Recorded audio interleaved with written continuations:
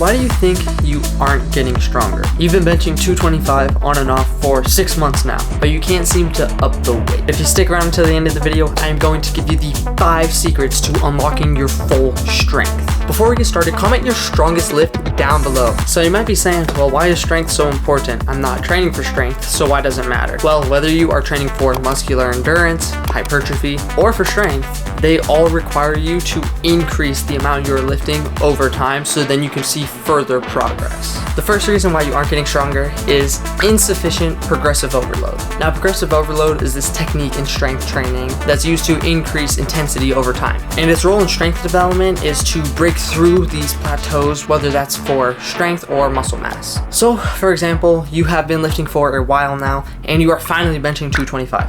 Congrats! However, in order to continue to see that growth and that progress, you need to either add weight in small increments to that load or try to add an extra rep. And some different methods to increasing this progressive overload not only comes in the form of weight, reps, or sets, but the more advanced you become, the higher frequency you can train and the more volume you could put onto your workout. Lifting heavier weights over time stimulates a lot of growth, so I encourage you to gradually increase the intensity of your workouts. And I think some of you would be surprised how well this technique actually works. You also might have an inconsistent training routine. Now, consistency in training is probably the best way to maintain and improve your fitness levels. And this is one of the ways to get the most results in the fastest amount of time. And irregular workouts not only just hinder your strength gains, but it also just makes it so you're not really holding yourself accountable all that much. Even if you are trying to push for this goal, there's still no accountability to be held. That being said, if you have a physical schedule written out, you'd be far more likely to follow it, I think, because I know if I were putting that effort into writing something out and planning it, I'd probably be more likely to actually commit to it and perform what I wrote down. That's just me personally. Maybe the same could be said for yourself. So I encourage you to make a workout schedule and try your best to stick to it, whether you write down on your calendar just the workout split or even write the exercises that you're going to do on specific days. Either of those could work completely fine as well. I think just having it in front of you and having it written out holds you more accountable to do that. And the more advanced you become, the more likely you'll have to start dabbling in programming.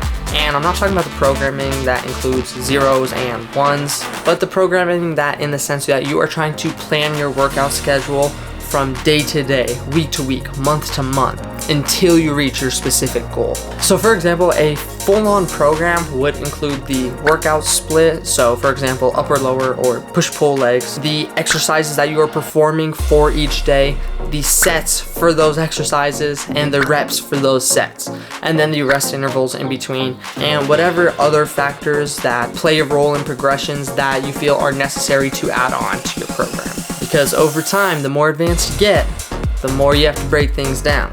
So I suggest working on trying to set realistic goals and then tracking that progress so you at least stay motivated to do so. It's best to try to set realistic goals, but keep them challenging at the same time.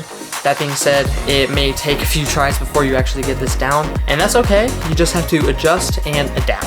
If you have found the video useful so far, please be sure to drop a like down below. Lack of proper technique. This is a popular one. How many times do you see that one dude in the gym throwing on 4 or 5 plates on the squat rack just to hit it for half a rep? Now, not that that isn't impressive, but imagine how much stronger that person would be and how much cooler it would look if they actually hit that without ego lifting. It's important to use proper form and technique during your exercises, not only just for your safety, but so you could help yourself push more weight in the long run. And keep in mind, poor technique can actually limit strength gains and put a cap on how strong you get.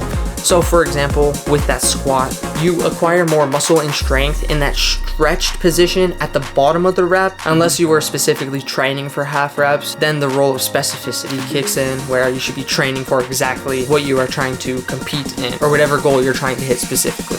Now, as far as proper form goes, there are plenty of videos on this channel and just all over the internet on how to do certain lifts. So if you are confused on anything, you can either search this channel in the workout playlist or just search the internet, quick Google search, and you'll probably find a video you're looking for sooner or later. There are certain areas of many of our bodies that might be weaker than others or that may have some sort of imbalance. For example, your right arm being bigger than your left.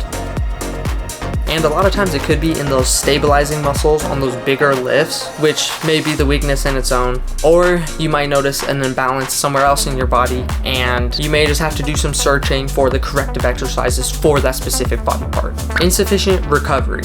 Now, with trying to increase strength, it's really hard to not get caught up in the numbers of things, because that is specifically what you are tracking and trying to progress is the number, the weight which you are lifting. And if you notice, you might be on track to hit a certain weight on a certain day, but you might be falling behind. And this naturally just makes you want to power through it because you're supposed to be at this weight on this day. Maybe take a step back and reevaluate your process. You could have just had an off day or even an off week, or maybe you're just not recovering properly. I like the idea of thinking of fitness like a little triad, meaning there are 3 components to it. Those 3 components being your training, whatever training you were doing, your diet, and your recovery. And this can go for whatever training you were doing, but if you lock all 3 of these things down, you are going to be well on your way to achieving those goals way faster than people who aren't locking those things down. And I've explained this quite a few times, but I'm really just trying to get the point across. When you are working out, if this is your muscle and you are working out, this happens to the muscle after the workout. This is when you're sore, this is when you're in pain, the muscle is torn down. As you recover, as you let that muscle build back up and get stronger, that is when the muscle is growing, okay? So you're actually getting stronger during those rest days. And I cannot stress enough how getting enough sleep is optimal for recovery. Relaxing in your bed for an entire day is nice, but imagine getting 7 to 9 hours of sleep each and every night. That'll work wonders for your body.